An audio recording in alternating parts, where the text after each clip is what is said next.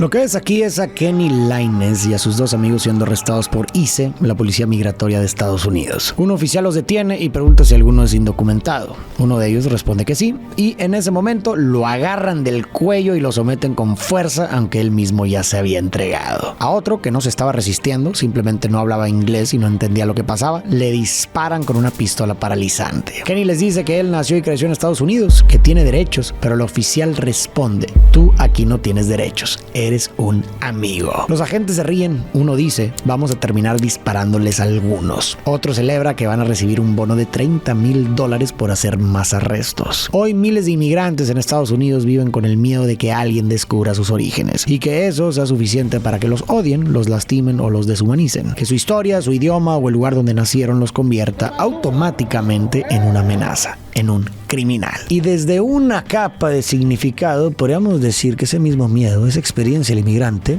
podría haber inspirado la historia de Superman. Piénsalo, Superman viene de un mundo que está colapsando, sus padres desesperados lo mandan a otro planeta con la esperanza de que tenga una vida mejor. Llega a la Tierra, más específicamente a Estados Unidos, y no siente que encaja del todo. Tiene habilidades que los demás no y sabe que si descubren quién es en realidad lo van a rechazar. O algo peor, así que baja la cabeza y trata de pasar desapercibido. Desde otro lente, Superman puede verse como una representación del inmigrante, porque sus creadores Jerry Siegel y Joe Shuster lo vivieron en carne propia. Si alguna vez pensaste que Superman era el superhéroe más aburrido, tal vez es porque nunca te detuviste a entenderlo de verdad. Recuerda bien el video de Kenny, porque más adelante va a haber un paralelo muy interesante. En un planeta al borde del colapso, una pareja comete un crimen. Trae al mundo un hijo de forma natural. Y es que en Krypton los bebés no nacen, se fabrican, cada uno con un destino ya asignado: guerrero, científico o líder. Pero Jor-El y Lara desafían el sistema y le dan a su hijo algo que ningún kryptoniano ha tenido en siglos: la libertad de elegir quién ser. Pero no hay tiempo para celebrar. Krypton está a punto de implosionar. Después de años explorando su núcleo para obtener recursos, el planeta ya no puede sostenerse. Jor-El lo sabe y corre al consejo para proponer una última solución: salvar el Códex, un artefacto que contiene la información genética de la raza kryptoniana, y buscar otro mundo donde la vida pueda volver a empezar. Pero nadie lo escucha. No quieren aceptar que su liderazgo los llevó a la ruina. Entonces irrumpe el general Zod, pero él no viene a dialogar. Dispara y elimina a uno de los consejeros. Zod también quiere el Códex para rehacer Krypton, pero su plan es mucho más radical. Para evitar otro fracaso, va a borrar a las familias responsables de la caída. Quiere crear una nueva sociedad donde él decida quién vive y quién no. Le ofrece a Jor-El un lugar a su lado, pero este se niega. Y Zod, que ahora controla el poder, ordena arrestarlo. Jor-El logra escapar. Corre hacia la cámara de nacimientos y roba el Códex. Tiene un último plan. Vuelve a casa a toda prisa. Lara ya lo espera. Ha encontrado un planeta donde su hijo puede estar a salvo: la Tierra. Sin embargo, está inquieta. Teme que su hijo crezca como un marginado, que los humanos nunca lo acepten. Su esposo le dice que es un riesgo que deben asumir. Es la única esperanza que le queda a su hijo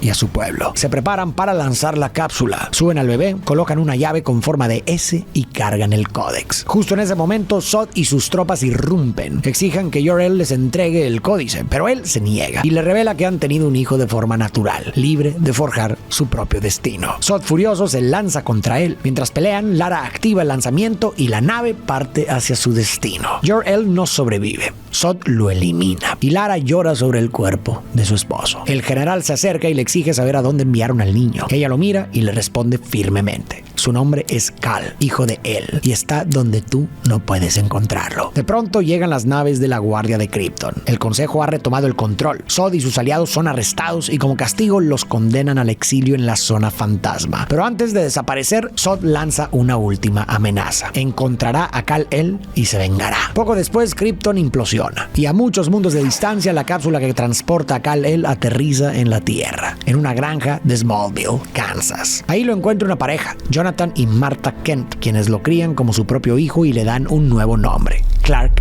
Kent. Aquí vale la pena detenernos a analizar. Kal-El o Clark Kent es un alien que aterriza en Estados Unidos, pero en inglés la palabra alien no solo significa extraterrestre, sino que también se usa para referirse a los inmigrantes. Y eso cambia por completo cómo podemos ver esta historia. Los padres de Kal-El ven que su planeta se está desmoronando y saben que su hijo ahí no tiene futuro. Entonces deciden mandarlo lejos, a un mundo desconocido, con la esperanza de que ahí sí pueda tener una vida mejor, para que por primera vez en generaciones pueda elegir quién quiere desaparecer. Y esto funciona muy bien como una metáfora de la inmigración. Dejar tu país de origen para llegar a otro donde hay más oportunidades. Y esta metáfora se refuerza más cuando conocemos la historia de quienes crearon a Superman, Jerry Siegel y Joe Shuster. En 1900, Mikhail Segalovich y su esposa Zora Kaikels, los padres de Jerry, se dieron cuenta de que su país, Lituania, ya no era un lugar seguro. El antisemitismo, el odio hacia los judíos, estaba creciendo y ellos temían por su futuro, así que decidieron dejarlo todo y emigrar a Estados Unidos. Al llegar, como muchas personas en esa época, adoptaron sus nombres para sonar más estadounidenses. Mikhail y Zora Segalovich se convirtieron en Michael y Sarah Siegel. Ese cambio conecta muchísimo con lo que le pasó a Kal-El cuando llegó a la Tierra. Dejó atrás su identidad como kryptoniano y fue bautizado como Clark Kent. Michael y Sarah se establecieron en Cleveland, Ohio, una ciudad de clase trabajadora representativa del Estados Unidos promedio, un entorno que años después se vería reflejado simbólicamente en Smallville, Kansas, el pueblo ficticio donde crece Clark. Ahí mismo en Cleveland, Jerry conoció a Joe Shuster, que también era hijo de inmigrantes judíos, aunque su familia venía de los Países Bajos. Se hicieron grandes amigos y con el tiempo crearon a Superman, un personaje que, sin decirlo abiertamente, parece que refleja muchas de sus vivencias. Alguien que viene de otro mundo, que no encaja del todo, pero se esfuerza por hacerlo. Que si los demás descubren quién es en realidad, podrían temerlo o rechazarlo. Años más tarde, Clark trabaja en un barco pesquero cuando escucha que una plataforma petrolera está a punto de explotar. Sin pensarlo dos veces, se lanza hacia ella. Atraviesa el fuego como si nada y logra sostener una estructura enorme para que los trabajadores logren salir con vida. Pero el esfuerzo lo deja al límite. Termina inconsciente flotando en medio del océano. Entonces recuerda un momento de su infancia. Está en la escuela cuando, de pronto, se activan su visión de rayos X y su superoído. Todo lo que ve y escucha se vuelve insoportable. Entra en pánico y se encierra en un closet. La maestra intenta hacerlo salir, pero al ver que no responde, llama a su madre. Marta llega de inmediato. Le dice que entiende que el mundo puede sentirse demasiado, pero que intente hacerlo pequeño, que se concentre solo en su voz. Clark lo intenta. Poco a poco empieza a calmarse. Finalmente abre la puerta y se lanza a los brazos de su madre. Le pregunta qué sucede con él, por qué ve y escucha cosas que los demás no. Marta solo lo abraza más fuerte. De vuelta en el presente, Clark recupera la conciencia y nada hasta la orilla. Al salir del agua, ve pasar un camión escolar y eso lo hace recordar. Pete, uno de sus compañeros, lo está molestando. De pronto, una llanta revienta. El conductor pierde el control y el camión cae al agua. Clark duda un segundo, pero sabe lo que tiene que hacer. Sale del vehículo y desde el fondo empuja el camión hasta llevarlo a la orilla. Se da cuenta de que falta alguien.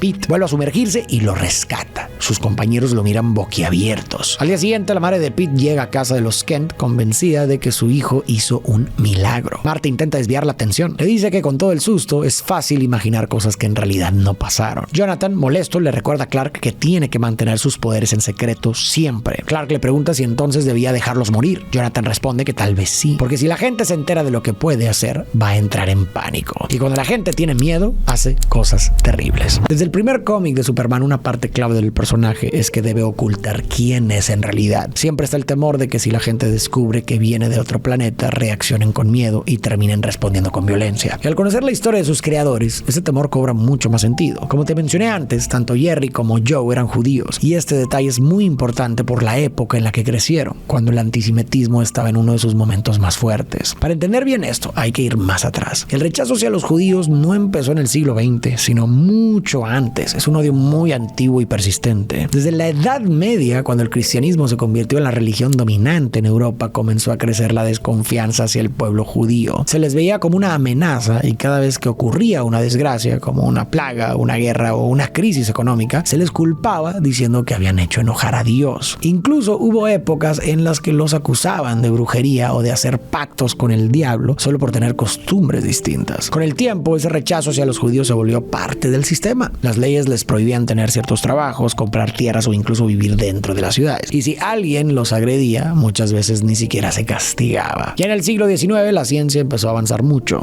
Se descubrieron cosas nuevas sobre la genética, la evolución y el cuerpo humano. Pero en lugar de usar ese conocimiento para el bien, algunos lo usaron para justificar el racismo. Empezaron a circular teorías que dividían a las personas en razas, como si unas fueran naturalmente superiores a otras, y bajo esas ideas los judíos ya no eran solo un grupo religioso, sino que empezaron a verlos como una raza distinta y supuestamente inferior a los pueblos europeos. Así que para inicios del siglo XX, el antisemitismo en Europa, especialmente en países del este como Polonia, Rusia y Lituania, de donde eran los papás de Jerry, estaba al tope. Se organizaban pogromos, que eran ataques masivos contra comunidades judías, les quemaban las casas, saqueaban sus negocios y asesinaban a familias enteras. Todo esto con el respaldo, o al menos la vista gorda de las autoridades. Y si recuerdas cómo sigue la historia, ese odio solo fue escalando, hasta que en 1933 Adolf subió al poder y elaboró un sistema para eliminar al pueblo judío. En ese contexto, tiene todo el sentido que Jerry y Joe, dos jóvenes judíos que vivían en Estados Unidos, crecieron con ese miedo al rechazo, sintieran la necesidad de esconder quiénes eran,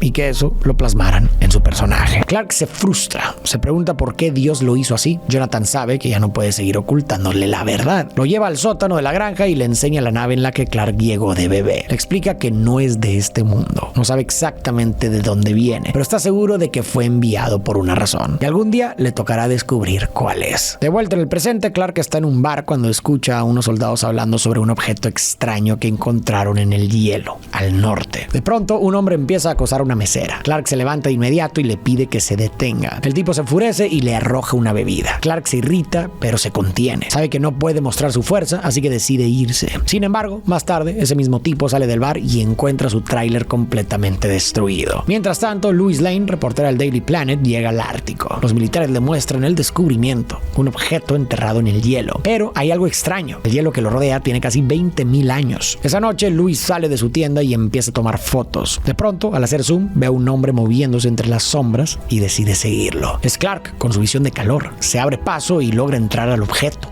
Una nave. Dentro encuentra un panel con un hueco. Encaja perfectamente con la llave en forma de S que venía en su cápsula. La inserta hasta el fondo y entonces ve una figura dentro de la nave, caminando, alejándose. Decide seguirla. Mientras tanto, Luis también logra colarse al interior. Intenta fotografiar una especie de robot, pero este reacciona y la ataca. Clark escucha el ruido, corre hacia ella y destruye la máquina. Luis está gravemente herida. Clark usa su visión de calor para curarla. Luego la deja en la nieve y se lleva a la nave. De regreso en el Daily Planet, Luis escribe un artículo contando todo lo que vivió. Asegura que ese hombre misterioso no pudo haber sido de este planeta, pero su jefe Perry White se niega a publicarlo. Perderían toda su credibilidad. Luis no se queda de brazos cruzados. Se reúne en un bar con Glenn Woodburn, un periodista independiente. Le entrega el texto y le pide que lo filtre. Quiere que llegue a Clark, que él sepa que ya lo descubrió. Mientras tanto, Clark se encuentra con la figura que había visto antes. Es Jor-El, su padre biológico. O bueno, una proyección de su conciencia. Jor-El le cuenta la historia de Krypton. Durante 100,000 años su civilización prosperó. Enviaban naves como en la que están, explorando y expandiéndose por el universo. Pero en algún punto comenzaron a controlar artificialmente la población. Los kryptonianos ya no nacían libres. Cada uno era creado con un propósito predeterminado. Y con eso, todo empezó a deteriorarse. También le habla sobre Zod, el intento de golpe de estado, y sobre cómo él y Lara lo enviaron a la Tierra. No solo para salvarlo, sino para que fuera la esperanza de Krypton. Clark le pregunta: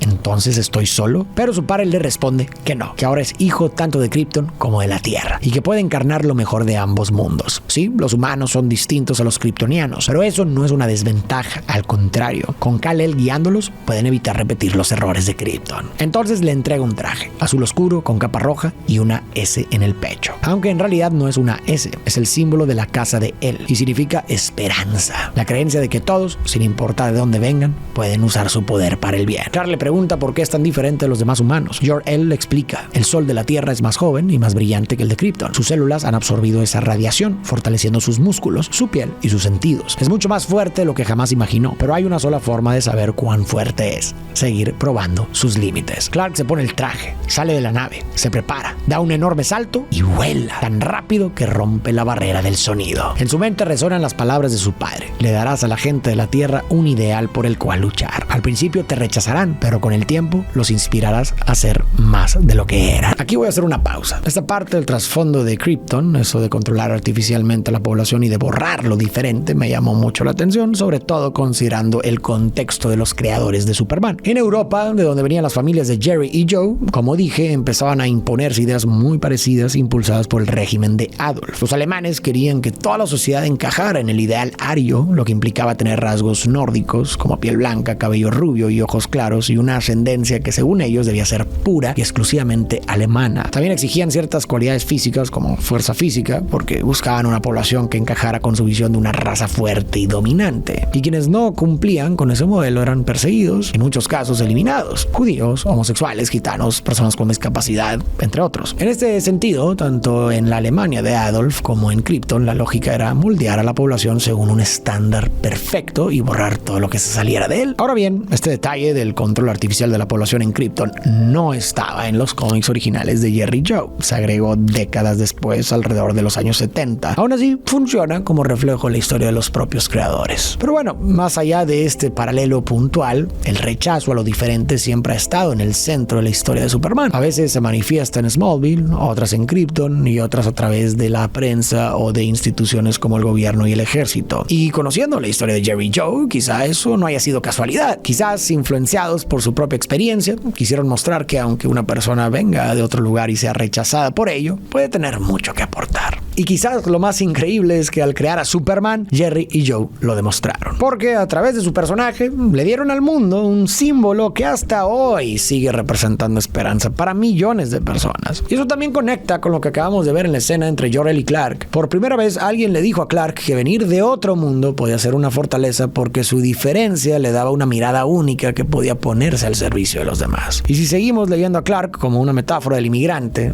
esto conecta con lo que pasa en Estados Unidos. Según indicadores de actividad empresarial de la Universidad de California, en 2024, cerca del 31% de los nuevos negocios en Estados Unidos fueron fundados por inmigrantes. Y entre las empresas de la lista Fortune 500 de 2024, que reúne a las 500 compañías más grandes por ingresos, el 46%, 230 empresas, fueron fundadas por inmigrantes o por sus hijos. Además, de acuerdo con un reporte de la Immigration Research Initiative, aunque los inmigrantes representan alrededor del 13% de la población, generan aproximadamente el 17% del PIB. Una razón es que la mayoría está en edad productiva y llega con el objetivo de trabajar y salir adelante. Muchos expertos coinciden en que las personas migrantes aportan mucho a la economía y al país en general. Y tiene sentido. Nadie deja su hogar, su cultura y su idioma para irse a descansar. Se van porque buscan algo que en su país no encontraron. Se arriesgan a empezar de cero. Claro, no todos logran adaptarse o aportar igual, pero una gran parte sí lo hace. Otra cosa que quiero destacar es cuando Jor-El le dijo a Clark que ya no es solo kryptoniano, sino que también es hijo de la Tierra. Tiene razón,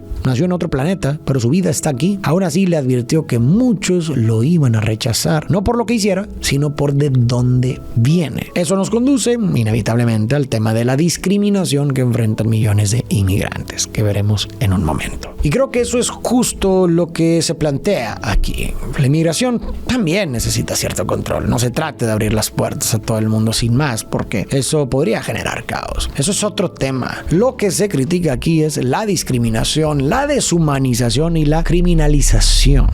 Lois sigue las pistas del hombre misterioso. La investigación la lleva a Smallville y finalmente a la tumba de Jonathan Kent. Ahí Clark aparece. Ella le dice que quiere contar su historia, pero él se niega. Le hizo una promesa a su padre: no revelarse hasta que el mundo estuviera listo. Y entonces entendemos por qué. En un recuerdo vemos a Clark de adolescente, viajando por carretera con sus padres adoptivos. Discute con Jonathan, está frustrado, siente que tiene un poder enorme, pero no puede usarlo, que está desperdiciando su vida. De pronto, un tornado lo sorprende. Todos corren a ponerse a salvo hasta que recuerdan que el perro quedó atrapado en la camioneta. Clark se ofrece a ir por él, pero Jonathan lo detiene. No puede arriesgarse a que lo descubran. Entonces Jonathan corre hacia el auto, libera al perro, pero el tornado ya está encima. Clark está listo para intervenir, pero su padre con una sola mirada lo detiene. El tornado lo alcanza y se lo lleva. Prefirió dar su vida antes que exponer a su hijo. De vuelta en el presente, Clark le pide a Lois que no diga nada. Ella respeta su decisión y abandona el reportaje. Perry White, su jefe, la felicita por hacerlo. Le dice que no se imagina cómo reaccionaría la gente si supiera que hay alienígenas entre ellos. Poco después, Clark regresa a Smallville y las noticias explotan. Una nave extraterrestre se está acercando a la Tierra. De pronto se va la electricidad. Solo las pantallas siguen funcionando. En todas aparece el mismo mensaje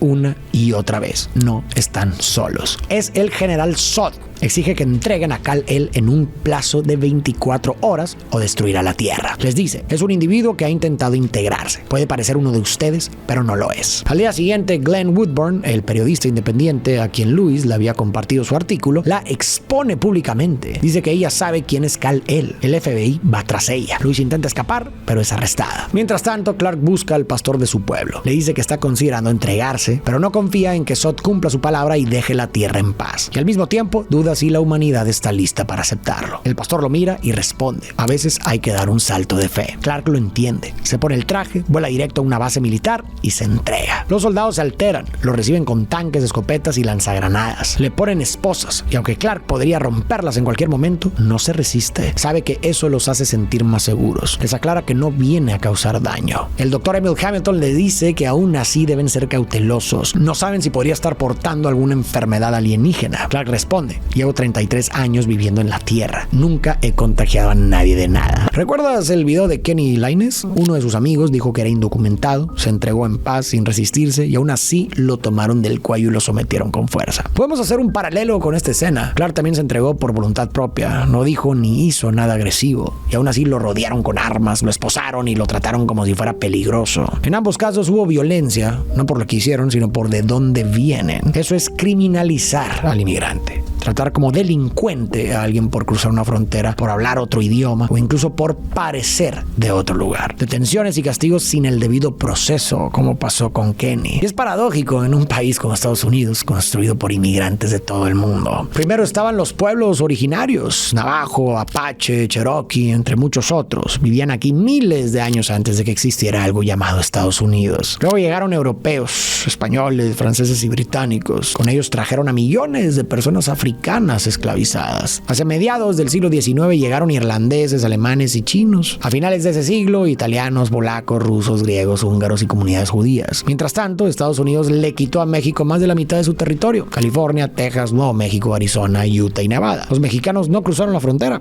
los cruzó a ellos. Después siguieron llegando latinoamericanos, caribeños, vietnamitas, laosianos, camboyanos, africanos, personas del Medio Oriente y de países de mayoría musulmana. Por eso, cuando en Estados Unidos se criminaliza al inmigrante, suena contradictorio y hasta ridículo. Casi todos vienen de otra parte. Si no ellos, sus abuelos o sus tatarabuelos. En el fondo, a cualquiera que no encaja en el molde tradicional se le mira como amenaza. Sí, algunos estereotipos pueden nacer de casos reales, pero generalizar es un salto enorme. Usar lo que hizo una minoría para etiquetar a millones que no tienen nada que ver es injusto y además incorrecto en términos estadísticos. De hecho, políticos y grupos antimigrantes suelen decir que los inmigrantes aumentan el crimen en Estados Unidos. Pero un estudio reciente del economista de Stanford, Dan Abramitsky, y sus coautores, que revisa datos de los últimos 140 años, muestra lo contrario. Los inmigrantes son menos propensos a ir a prisión que las personas nacidas en Estados Unidos. Según esta investigación, hasta 2023 los inmigrantes tienen alrededor de 30% menos probabilidades de ser encarcelados que los estadounidenses blancos nacidos en el país. Y cuando se incluye a toda la población, también a los afroamericanos, que tienen tasas de encarcelamiento más altas por otras razones, la probabilidad de que un inmigrante termine en prisión es cerca de 60% menor que la de los nacidos en Estados Unidos. Viéndolo de esta forma, la imagen que acabamos de ver de Clark Kent siendo esposado sirve como un espejo de cómo se responde con miedo y fuerza a quien se percibe como el de afuera, aunque llegue en paz. Faoraul, la mano derecha de Zod, baja de la nave y exige que los militares también entreguen a Lewis. Mientras Faora no está mirando, Clark aprovecha y le pasa a Lewis la llave con forma de S. Zod los recibe a ambos, pero algo le ocurre a Clark. Empieza a sentirse débil. Al haber crecido en la Tierra, su cuerpo no está adaptado a la atmósfera kryptoniana. Pierde sus poderes, se desmaya y tiene una visión de la granja de su infancia. Pero no está solo. Zod aparece en la visión. Le revela que viene por el códex que Jor-El escondió en su nave y planea usarlo para convertir la Tierra en un nuevo Krypton. Clark despierta atado a una camilla, no puede moverse, ha perdido su superfuerza. Mientras tanto, Lewis es arrojada a una celda. Ahí encuentra un panel de control e inserta la llave. Aparece la conciencia de Jor-El. Le ayuda a modificar la atmósfera de la nave para que sea compatible con humanos. La guía hasta una cápsula de escape y la envía de regreso a la Tierra. Clark empieza a recuperar sus fuerzas. Logra liberarse. Jor-El se le aparece. Le dice que ha llegado el momento. Él será el puente entre dos mundos. Clark localiza la cápsula en la que va Lewis y la rescata justo a tiempo. Zod y sus oficiales aterrizan en Smallville. Van directo a la granja de los Kent. Amenazan a Marta para que revele la ubicación de la nave. Ella se resiste, pero termina delatándose con la mirada. Faora salta al granero, revisa la nave, pero el Codex no está. Clark llega y embiste a Zod. El impacto daña su respirador y comienza a desorientarse por la sobrecarga sensorial, igual que le pasaba a Clark cuando era niño. La pelea escala rápidamente. Los militares estadounidenses llegan en helicópteros y aviones. Declaran que todos los alienígenas, incluido Clark, son enemigos y deben eliminarlos. Faora salta hacia un avión para destruirlo, pero Clark la intercepta en el aire. Otro de los kryptonianos lanza una camioneta contra un helicóptero. El impacto manda a un soldado por los aires y Clark lo salva justo a tiempo. En tierra, el coronel Hardy se enfrenta cara a cara con Faora. Está a punto de ser derrotado, pero Clark vuelve a aparecer y la golpea con tal fuerza que daña su casco. Faora, aturdida por la sobrecarga sensorial, se retira. Su equipo la recoge y se repliegan para reorganizar su ataque. Los militares rodean a Clark. Aún hay dudas. No saben si deben confiar en él. Pero tras ver cómo ha protegido a los humanos, el coronel Hardy declara: este hombre no es el enemigo. Louis se reúne con Clark. Le dice que Jor-El le mostró cómo pueden detenerlos. Mientras tanto, Zod recibe un informe. El Codex no está en la nave. Jor-El lo integró en el ADN de su hijo. Clark es el Codex. Y para obtenerlo, no necesitan mantenerlo vivo. Zod ordena activar la máquina planetaria, un artefacto que modifica la atmósfera de la Tierra para hacerla perfecta para los kryptonianos y mortal para los humanos. Superman se reúne con los militares y les explica el plan: usar la cápsula en la que llegó de bebé para estrellarla contra la nave de Zod y crear un agujero negro que absorba a los invasores. Vuela directo hacia la máquina planetaria y logra destruirla. Zod le grita que se detenga. Está destruyendo la última esperanza de Krypton, pero Clark ya tomó su decisión. Le responde: Krypton ya tuvo su oportunidad. El coronel Hardy se sacrifica. Estrella la cápsula contra la nave de Zod. La colisión activa un agujero negro que arrastra la nave junto con todos los que están dentro hacia la zona fantasma. Louis sale disparada, pero Clark la alcanza a tiempo y la salva. Ya en el suelo se besan. Sin embargo, la pelea aún no ha terminado. Zod sigue de pie y está más furioso que nunca. Kal-El le ha arrebatado todo: su gente, su futuro, su única razón de existir. Se lanza contra él con toda su fuerza. Clark intenta resistir, pero Zod lo supera hasta que finalmente logra sujetarlo del cuello. Entonces Zod dirige su visión de calor hacia una familia inocente. Clark le suplica que se detenga. Zod se niega. Clark no tiene opción. Le rompe el cuello y acaba con él. Ha salvado a la familia, pero al precio de tomar una vida. Grita con rabia y dolor. Tiempo después derriba un dron del ejército que intentaba rastrearlo. Les advierte que no estén vigilándolo. El general le pregunta cómo pueden estar seguros de que algún día no se volverá contra ellos. Clark le responde: me crié en Kansas, no puedo ser más americano. Aclara que está ahí para ayudar, pero bajo sus propios términos. Después regresa a casa y junto con su madre recuerdan a Jonathan. Clark comenta que ojalá su padre lo hubiera podido ver. Marta le asegura que sí lo vio, que siempre supo que haría cosas grandes. En un recuerdo vemos a Clark de niño jugando con su perro. Lleva una capa roja como la que ahora usa de adulto. Jonathan lo observa desde lejos, orgulloso. Más tarde, Clark consigue un trabajo en un lugar donde puede estar al tanto de lo que ocurre en el mundo sin levantar sospechas: el Daily Planet. Al llegar, saluda a Louis. Superman puede ser considerado el superhéroe más emblemático, el primero, el más reconocible. Se volvió un ícono de Estados Unidos y durante décadas millones de niños han soñado con ser como él. Pero cuando miras su historia completa, todo se vuelve mucho más significativo. Superman no nació en ese país, llegó a él. Es decir, el símbolo más estadounidense es un inmigrante. Y quizás así debe ser, porque ese país, como muchos otros, fue construido por inmigrantes. Visto así, muchos inmigrantes pueden ver en Superman su propia lucha y con ella esperanza. El camino puede ser duro, pueden mirarte raro, desconfiar de ti, etiquetarte o rechazarte. Aún así, existe la posibilidad de hallar un sitio donde te valoren, donde tu diferencia no sea una amenaza, sino una fuerza que puede transformar para bien el mundo al que llegaste. Si tú o alguien que quieres vive con el miedo constante a ser rechazado, señalado o incluso arrancado del lugar que ahora llama hogar, espero que en la figura de Superman o en estas palabras encuentres algo de fuerza. No hay razón para avergonzarte de quién eres ni de dónde vienes. Justo ahí puede estar tu mayor fortaleza. Muchas gracias por llegar hasta el final de este video. Recuerda que si no te has suscrito a mi canal, lo puedes hacer en este momento y me ayudarías muchísimo. Y tú y yo nos vemos en el próximo video.